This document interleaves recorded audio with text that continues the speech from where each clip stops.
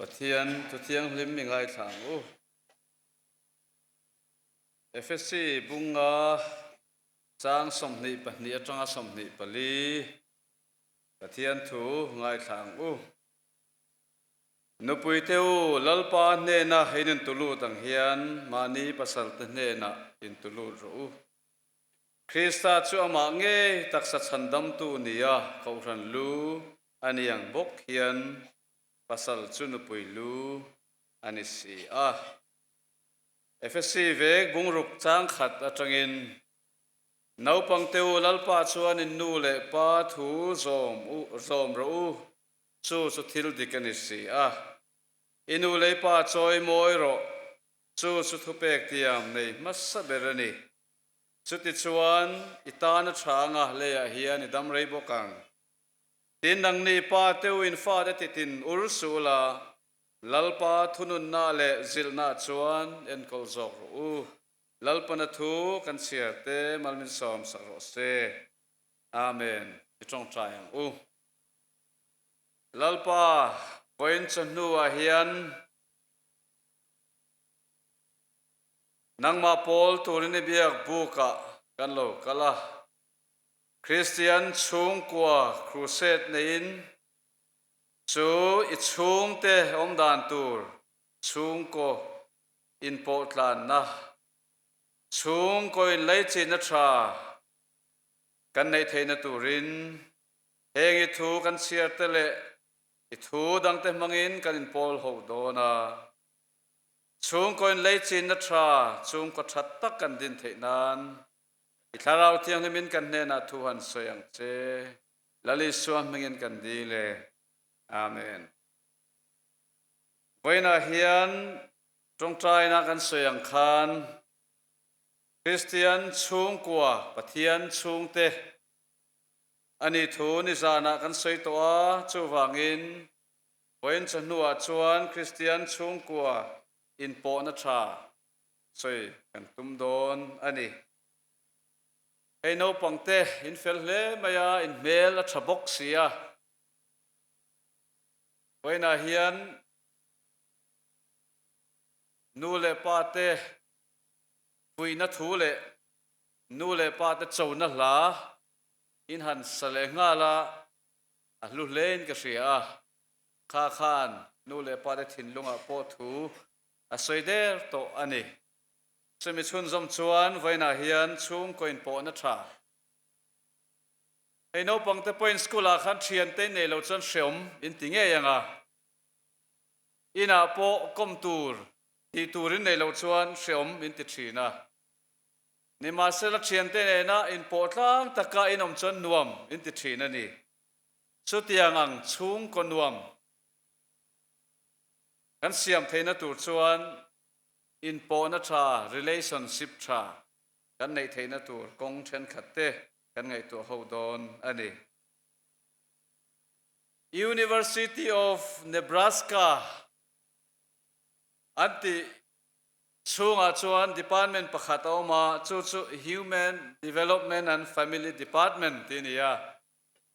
chu chuan kumsanga zakwa somre le pathum rampum huapa azir chian na Chhungkua azir chian na a chuanin hetiang hian family tra strong family antia family chak tia le lin tur niom takania ma se keni chuan family tra tena paruk atar langa chung te chu heng te hin nia amma sabera chuan in ngai hluton an chung ko member an thilti an ngai lut sak ton thiama an in ngai hlu ani ti po hrenge se an du thin ani poimo len ka sia ten baga chuan buaina reng kha athim zong ni lovin a eng zong in an ma chon thiam thina har satna kara eng lo om chu an clear thiam thina ni adang le chuan hunan mang ho thin choi ho te na tho ho te in ti lim na hun te nein hunan mang ho thina Tên chung có member đằng te lim na tur le that na tur an ngai poi mua anin ngai sak ton thin ani tên apangana chon in biak po na tha an neya ti ho na hun an neya anin ngai thatona anin sa ton thin parung na chuan sa khuana an da poi mua sa khomi chu tiang chung ko tha te chu sa khomi an nia sa khuana an da poi mo thin ani apoi mo le mai chami khareng chuan voina hian nu pakar in po na tha te nu le pa le fa in kar te in po na tha nei apoi mo ti le mo nei tu chung ko in po na tha poi mo na then khat te kan soi do na ni Chhungkua nei tu ber le Chhungkua ho tu ber chunu le pa an ya wangin Bible po hianin nu pa in kung kai na tha in po na tha nei hi angai poi mo khop maya chuwang chuan nu pa in kar adam theina turin FSC bung nga chang somni pani le somni panga khan nupui teu lalpa chuan lalpa ne nei tulu dang hian mani pasal te ne nei tulu ro Krista chu ama nge taksa chandam tu nia ko ran ho lu ani yang hian pasal chu nupui lu ani kolosa bung thum chang som pariat kan chiar talova nupui teu lalpa a om tok ang zelin in pasal te ne na in tulu ro Petera thon khat bung thum po kan chiar talova bung thum chang khata khan chutiang bukin nang ni nu pui teu mani pasal te thu inom ro chuti chuan an zinga tu point thu oilo ma sela thu lovin an nu pui te che zia nein an om nge yang chen khat chuan ti song in an khir mai theya hetiang te chu bible am tu rami me cheu be na an ringot alom kanti ani mai theya chulam ani lo Bible ina tum poimo ber chu ino bena emo hierarchical sang zog le niam zog lamani lo mo phurnani chung ko tha din tura mo phurna asoina ani Rom sarkara khan an ngai poimo em chu family in khai dia thinia chu thu nei na zong point an soi thaya nia chuan pasal le nupui in karte nupa le fa te in karte hi athat phot chuan ramin angeta ramangeta nga ramin athat pui don tian sia an ngai pui mo chamilim kha bang chuan rom ral ber po kha rom pa angin chung kolian pui pa angin an sei thin ani chu chuan soilana tum chu chung koi lai chin na hi ram alo that na tur le ko ran ho that na na poi mo zia atar langani ti song hian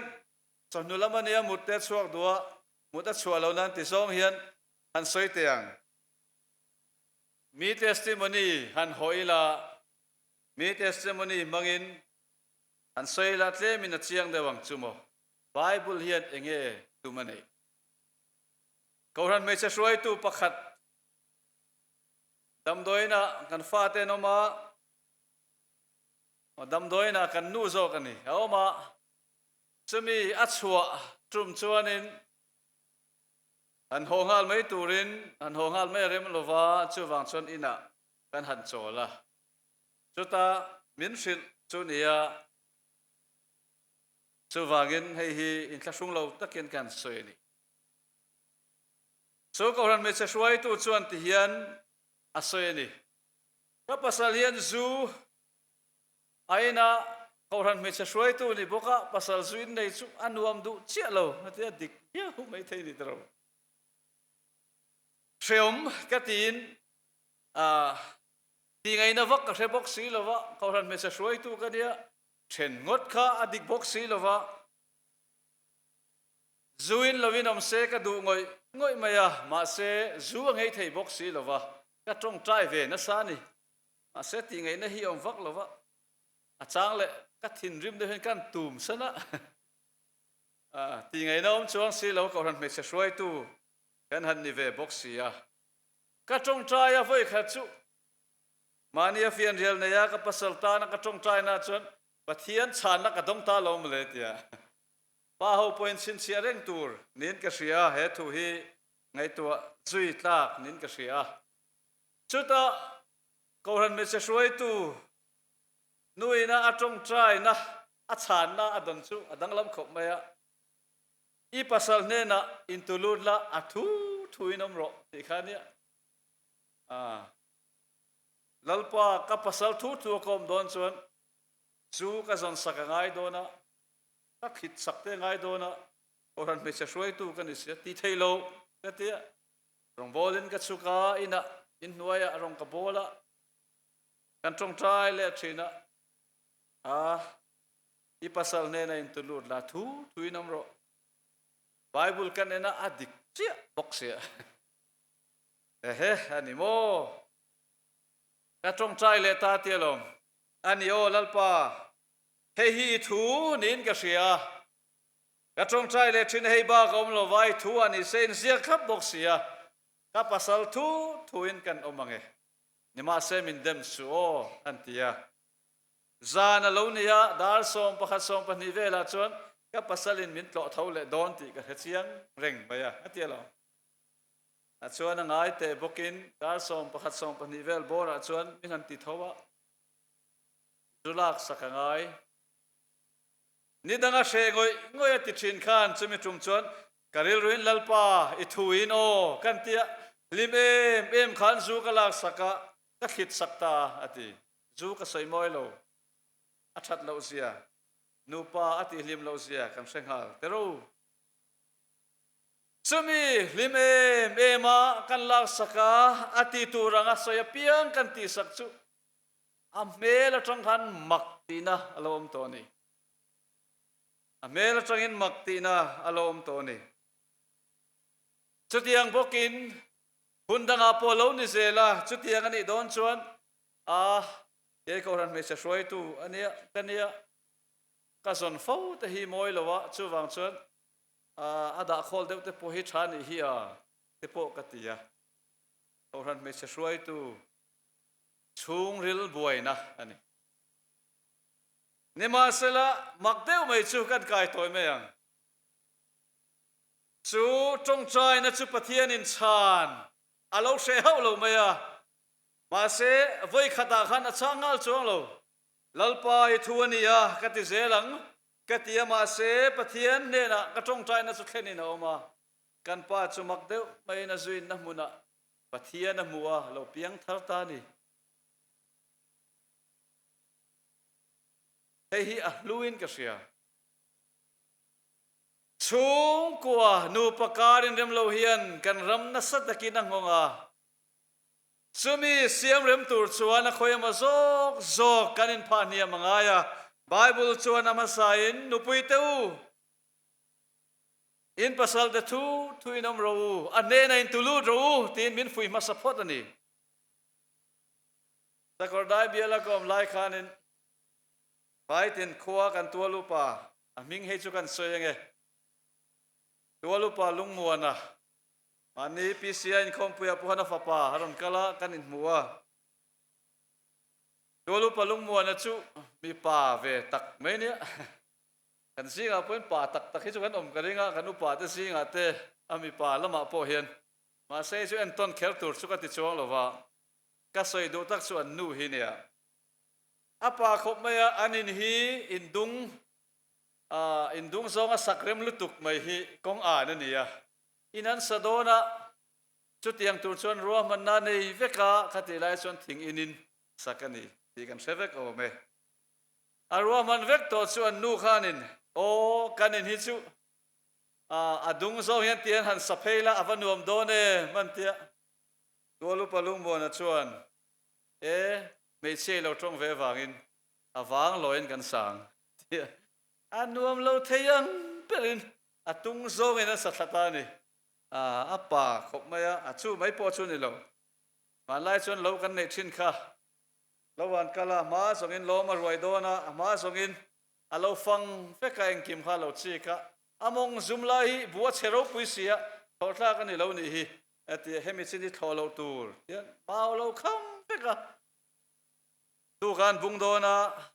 anuin helai chin hi chu thawak si lo wa tholo mela thang a anti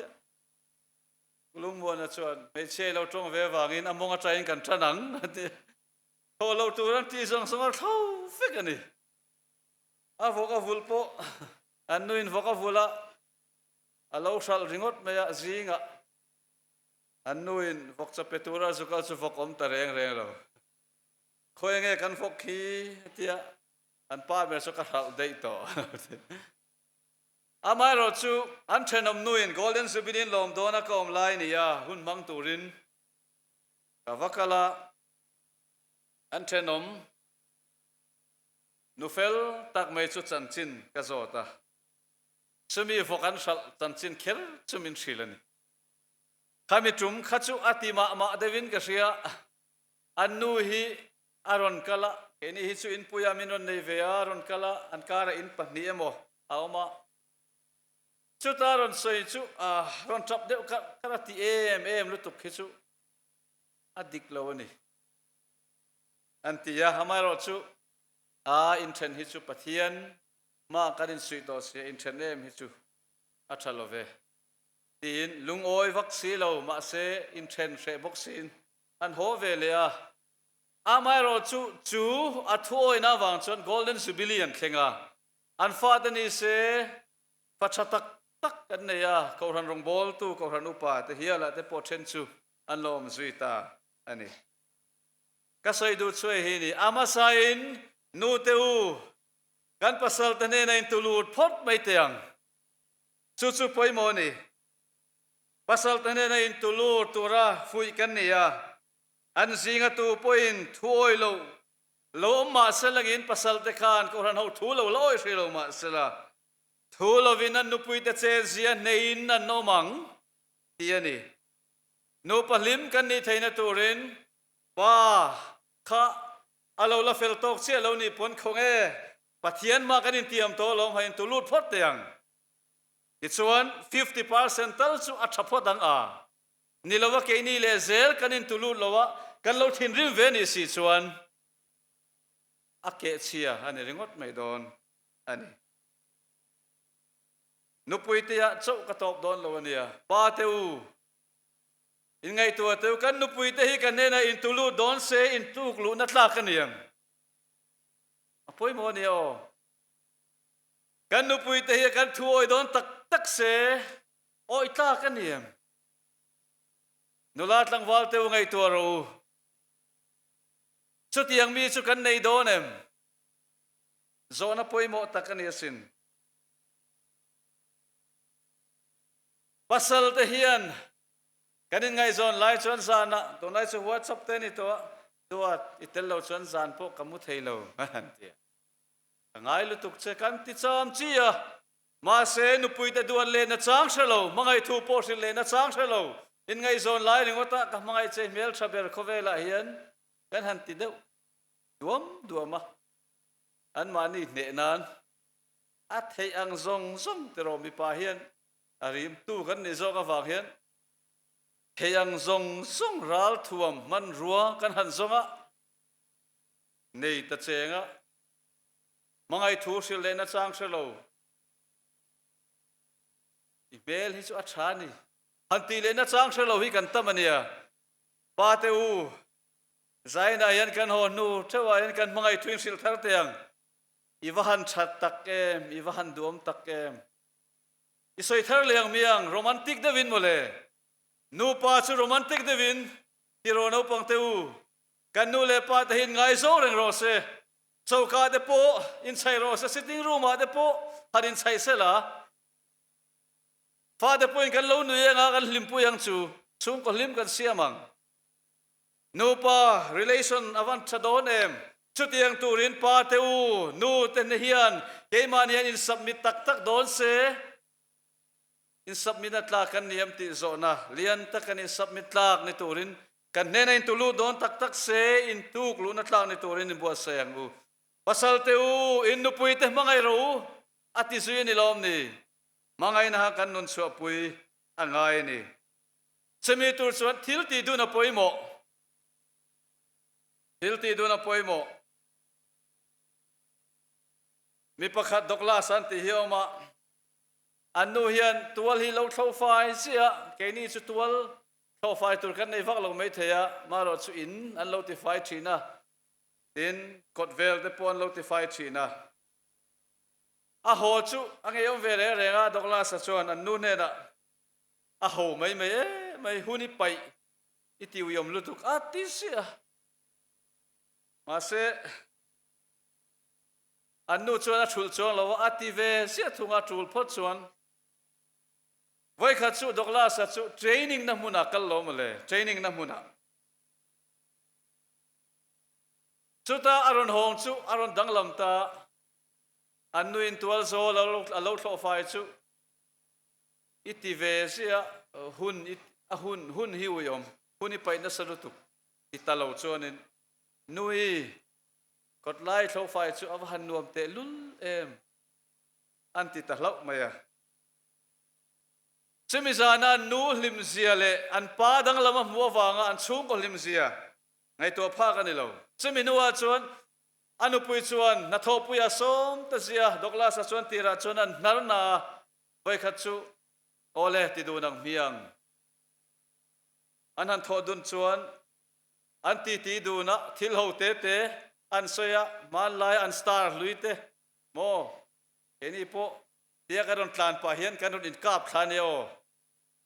ni sana kan serchin aron phur thleng ve a hatia kal pain kan laro in kap thania thil enga mo in tar pakhat kan muwa kan in kap pa nung lama tang chuan min chum na sa thau mai in chayang u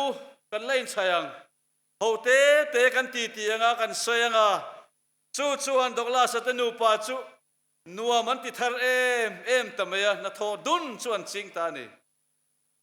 vaina yan seidu ka nei nu pa in po hi kan ramina mamo chhungkua na mamo me se hen mamo an nei the grace awakening anti buwa chuan in w swindolan ti hian thuazia ka me se le mi pain mamo lian zual panga ve an nei a chung ta chu heng ta hi ni tin asoya pakhat na chuan me chima molian zual panga te chu hei hi ngai nom khop mai mangai na duat na le lai nat na mangai na duat na lai nat na ti hi da ai ma chuan ngai nat na te po ti la fu zok mai theye tin chumi ba ka an du em chu ti dun me sia chu hei thil soi hi kan pe ya chuwang chuanin ti pui tu hin du mai ni an du le an ma mo em dang chu ril rungil dik lein hong pasal te po an ti pui thei du an soi pui thei du pasal te bulan soi vainan soi ang in kan omang ti nai ro ni lo sin chia ve thungi la sum le pa in to del an chung te ngai sakhin du ni ang hetse ang chu taro sum le pa in to del tangwal te u chin chia ro mi pa nu pui chom thei hi me che nan du no pang te point chin chia reng tur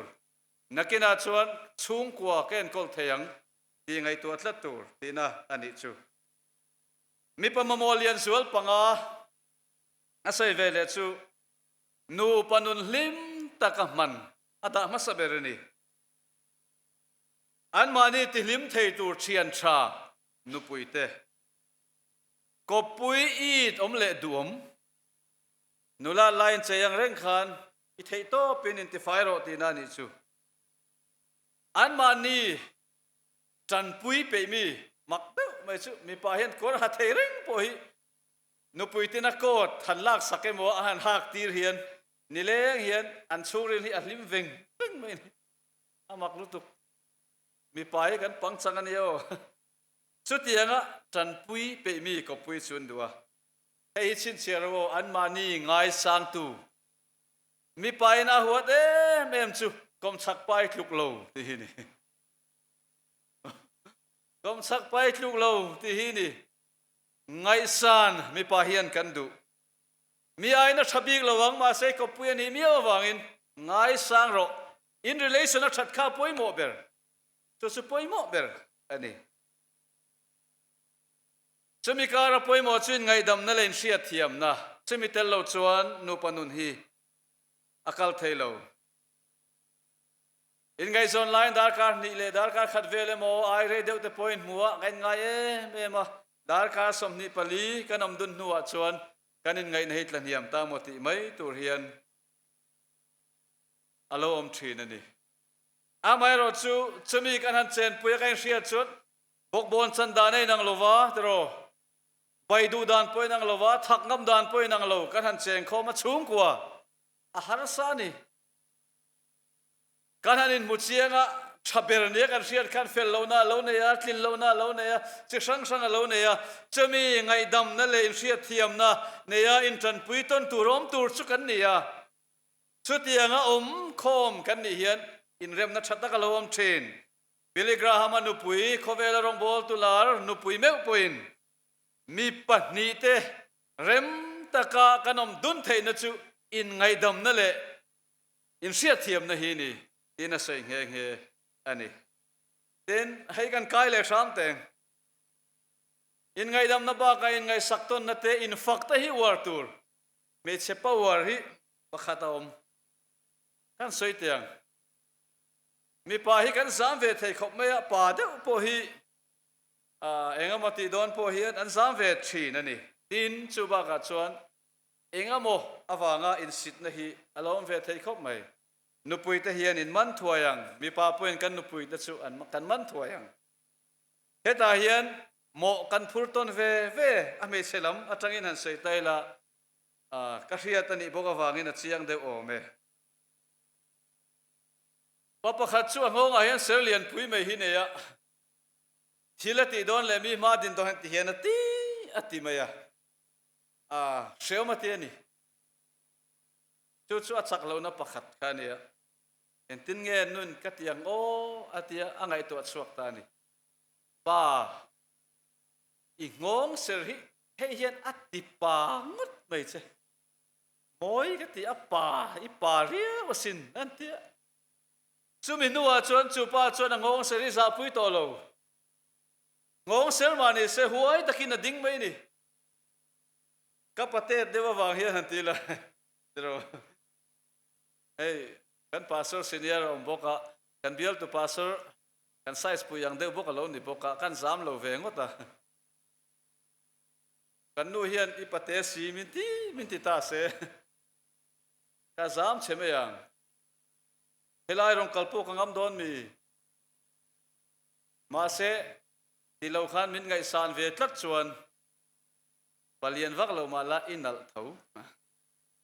min ti tlat kha chuan huai takin karon soi ve mai ni thu chamin fakton na chu me pa in kan Chhungkaw relation atan trong kam trai wi suang u nakina kala le leang nu pakar afel lo hian hote in a boy thin heng hi kan faten an tuar chu vaina karil rual yan em chu ani campus ministry a hela ya po kan lo bol pui ho to ten lo oma campus ministry kom lai kha nei ka chiang lutuka no pang school atangin refer ten lo kala ni lo pon tu te mo tle rol te thalai deu ten lo kala chong suri lo wang te mi pan men chen na wang te har san na sang depression na wang te anxiety wang ten lo kala kan koma kan mu chua chu abul chu nu le pa Inpawhna thalo wanga lo omani pakhat chau ka soyang ama phal nain school atangin lo kala tira khop mai mechian ya zuaina adu wanga ni lo ma se din huninan norani kan chan tiang kanin koma ato pa soi chu karil rui shom theilu tuka zana po kamu theilo mi zingom ponuam katilowa skulom ponuam katilowa semi chumin chok thei be se in thian ten lo sei ve bok sia kum menga mozat kha room khatau ma se allo mudun to lo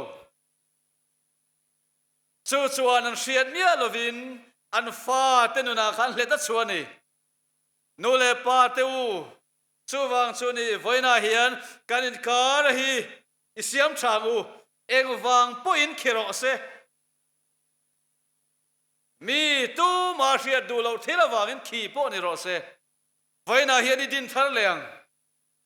akhik chana kha poimo to lo akhik chana chu liam to iko le thei chuang lawang ma se isiam thangu chu chuan hen kan fa no pang te te than len na hi ala hril do na sin Howi trangang u Bible ina FSC quarter ko polana lekha thona kolosa mi tenena po angai poimo em chu nupui te win pasal tenena tulut ula pa te win nupui te mangai ro in relation ni tharo se chu long Kristian Chhungkua so in kom kan nei na tur le thilpe ga le thil dang danga kan lima kan lan suat he na tur chu nupa relation ni thapot ro se apoimo ni Baina hian hoi hon thewang u iril ru lo na to ani mai thei in pa i du angam lo wangin in noi du angam lo wangin iril ru lo na to ani mai thei khamia wang khanin Chhungkua iti che chun zamang mo khamia wang khanin fa tenun a che chun zamang mo chami chuan ko ran howang nga chu chuan kan ramangong do na sin in ngai da mangu in sathia mangu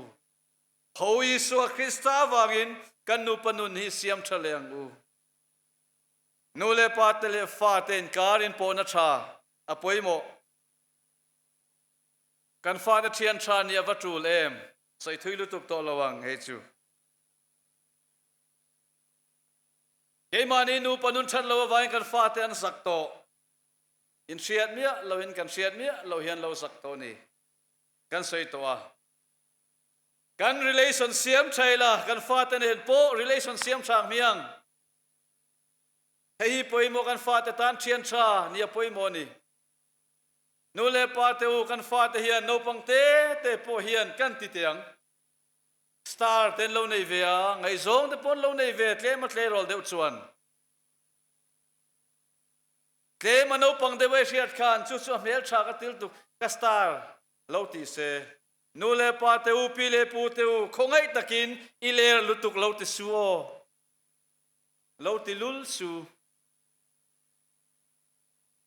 chumi ai chon tu moi star chu soipui tun mamosin soipui siam la amel tha te ro a zei si ti han ti pui la adanga lo nei le huna poi pula soi lenga a soi ze langa a eng kim ma kha chung le la khai hriat pui do na lom tlerol te u no pang te u chuti ang in lo nei nu le pa te nan zo chek cheu khan in han in la nge angel vela nu le padan mami star nei to em ngai zong te hi nei ve deuh to lo mo han kanu hi le ro ya intia aru kin nei ren thosia ni lo ve inu tenan zo che chuan anin hong ti hriat i hrianga soi mai ro ma se chu family confidential ti hriat tu family confidential ti hriat tu Chhungkua po kain kap nak nga maro chu ama ero chu pon lama in fiam nan kan mang tur ni lo chung po confidential ani chu kan suyanga staran lo nei po adang an lo nei le point an thak ani point poi lo Chhungkua chon ti khan an soi zelang chumi relation chu poi mo lutuk de rol pakhanina soi hi angai dom katia kan soi mai tiang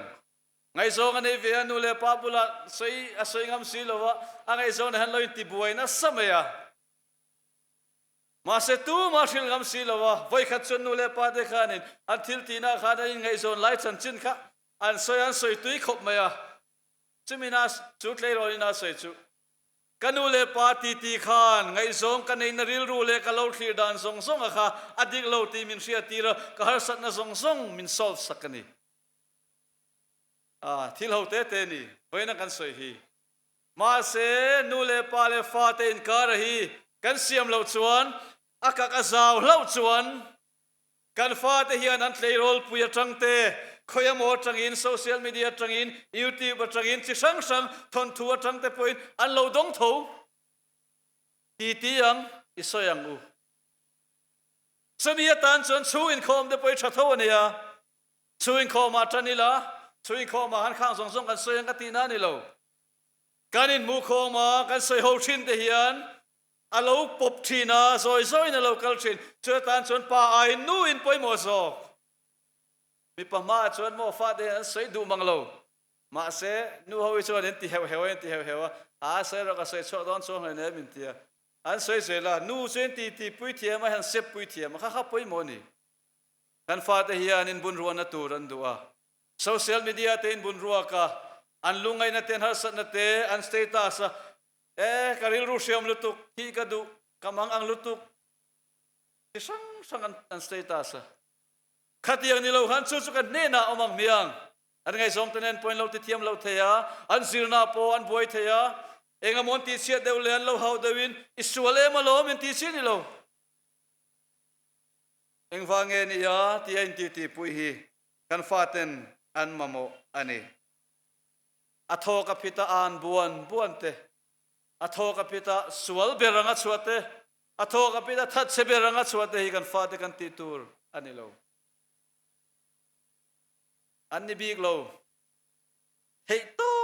tian tum chin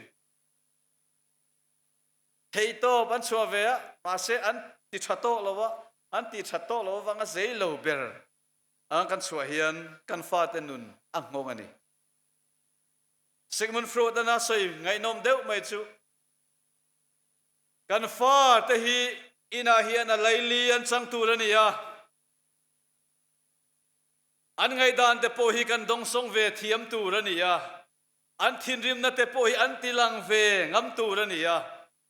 chumi ani lawan nu le pa te ni obeta chung pu an tilang ngam lo ani chuan thei hilamo iti mai theya ati appointed ka sei lawa thei hilamo iti mai theya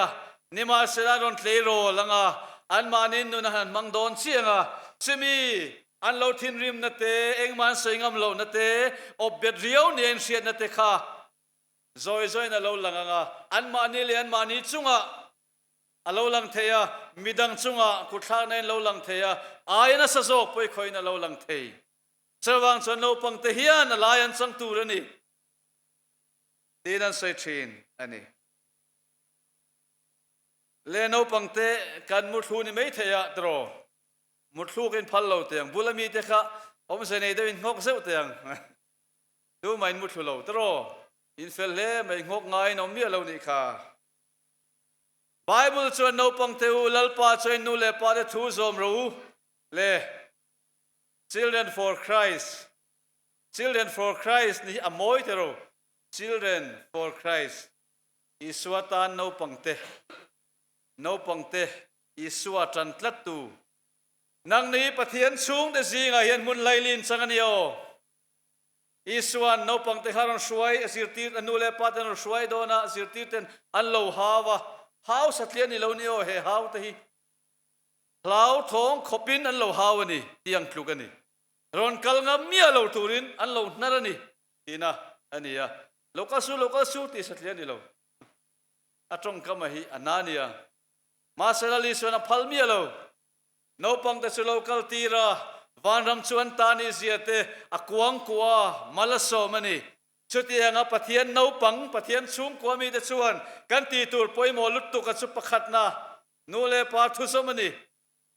kan nule pa te hian in khoyama ru turin min ti don lowa khoyama zuin turin min ti don lowa draksi turin min ti don lowa al soi tamber tur chu lekha zero tin chu ba ga chu tiang son loti fel vero thleng te silvero an tianga nule pa thusom hi angi akoy angi la thuzom avaya nule pa te nan sei som pop mai hi apakhat na chon a him em ani inule pa choi moiro nule pa choi moi chak nule pa choi moi chak song ban phar teu ti taila kan phar donem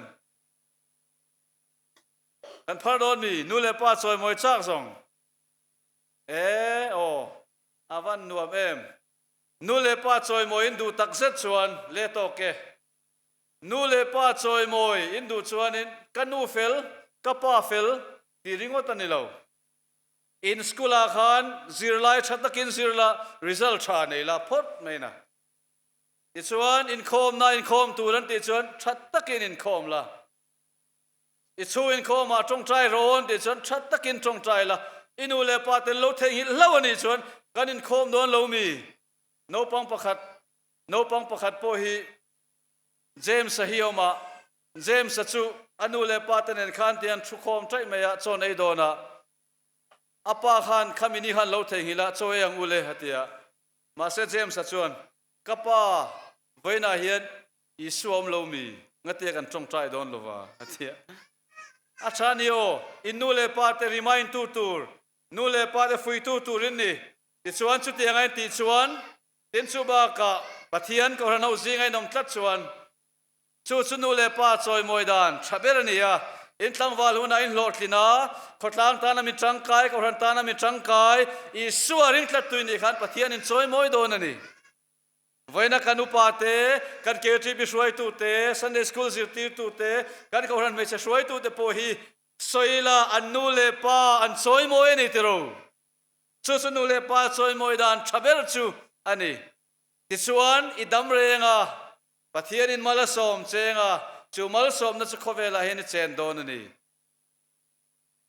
chu nu le pa thuoi poimo na chu nia ti chuan chung ko limin nianga inu le pa lung ngai na bera chu pathian irin lowe mo pathian trai trans pathian transition emo thui oi lo mo hian inu le pan lung ngai em thin chuwang chuan nu le pa lim nai siam khan chung ko lim in siam don tina alo nia chutiang tu chuan kan sawa in kan tantlan apoi mo hle mai voina hian Isua chungte pathian chungte kan ni kan tia semi chung da chuan a to pera chuan chung ko lim kan ni theinan kan buai pui tu ri buai pui dik ni ro se buai pui tu dik ni ro se kan chung ko lim lo na le pa le nu emo fa te na mo kan buai pui dik lo wangin kan chung ko lim lo ni te ro pa berin rui lo buai pui chuan chung ko lim thei lo wa nu poin thil dang buai pui chuan lim thei lo wa kan buai pui ber tu chi suwa Kristian isela Chhungkua ahlimang apoi mo sumdona te na sang kan thokang nima sela chung zong khai khom na le in nga chan na chui suwa ni ro se he tu yan kan ti top teang chen ka chuan kan sevio mai the mithiam ten chuyan ne ya Princeton College principal ni thin Jonathan Edward achu achan chinan chuya chati rolin Max Jukes achu achan chinan chui ve boka heng te hi mi nang lo tak tak kan nia AE Winship Study in Education and Heredity anti Paul chuan in saha zakwa som kwa khan heng mi pani da chan chin hi an compare ni chutan compare ngai nom deuh mai chu Jonathan Edward achu Princeton College principal ania Max Jukes achu zungol ve ni an compare hin ang lo khop me Jonathan Edwards achu thi don khanin athi don adam lai point a sei thin achu kahun nu bera kati du lo tur ang chueng ma kadam lai hian kati lovang ati thina Max Jukes ave thung chuan zungol ve nia pathian hi enga ma angai lo thung ani sung mi da chu heng study in education and heredity kan ti Paul te hian an han zir ta an mu chu ngai nomasin Jonathan Edwards atha dekha US Vice President pakhatawma Governor Pathumanoma College President som Pathumanoma an thada jing han Professor Somrupanga dan Shamiza US Senator Pathum Mayor Pathum Judge Somthum Public Officer Holder kan ti samriat missionary za namun hey hi statistic inang lo set chu lo om ani ome Max Zeus sa suan sui ve thunga pathian hiang mani lo tia zuin mai thina kha atha de zelan chi chuan tual tha ching pasari ru mang som ruk me chem thadu lo samnga dan in thiam lawa chantir miswal za som thum kut do kum hlun zathum le som moi lo tero kut do kum hlun ti chu zathum le som nau se lai thi zali lali suwa boy pui tu te kha kal ze la hi an chan chin ngai nom thin chu Chhungkua ati chu ni pathian chung tani zel tur hian suwa Krista boy pui la boina kan chung alimpa ka kan Chhungkua alimpa kan kha te kal zelin ahlimanga chumi mang chuan kan khotlang anuwa manga kan ramanuwa mang chumi turin suwa Krista hi kan Chhungkua nga na le kan boy pui lo ni zel ro selal pana thu kan soite malmin som sak ro se Amen.